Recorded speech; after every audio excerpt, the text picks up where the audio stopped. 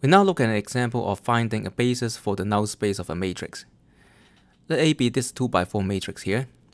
To find a basis for the null space of A, what you do is you transform A to a matrix in reduced row echelon form using elementary row operations.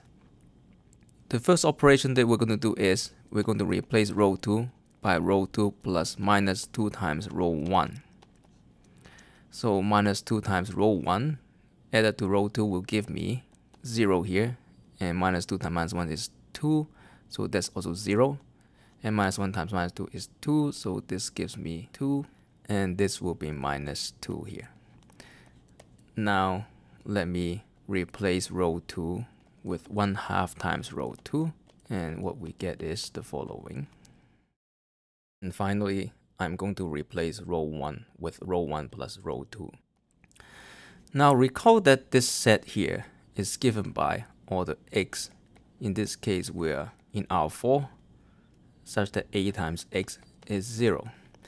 So by looking at the reduced row echelon form of A, we can find out all the solutions to this system, because now I have two pivot columns. They're columns 1 and 3, so x2 and x4 will be my free variables.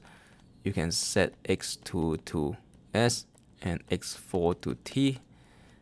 Then all solutions to Ax is equal to 0 are of the form x1, x2, x3, x4 equals.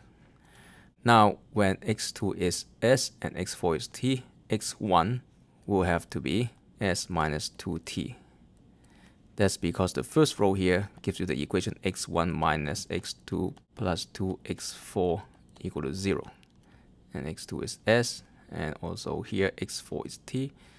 I have x3 minus x4 equal to 0. So x3 is also t. And if we break this up, this will be s times 1, 1, 0, 0 plus t times minus 2, 0, 1, 1. And these two tuples here will give me a basis for the null space of A. So a basis for n of A is given by this. In general, this is what you do. You row reduce the matrix and write out the solutions to Ax equal to 0, where the scalars are the parameters that you set the free variables to.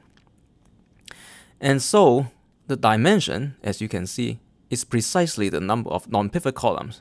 In this case, is 2, because we have 2 pivots. Of course, we could have gotten that information just by looking at this basis. There are 2 vectors here. So let me just write down this general result. Say A is an n by n matrix with entries in a field F.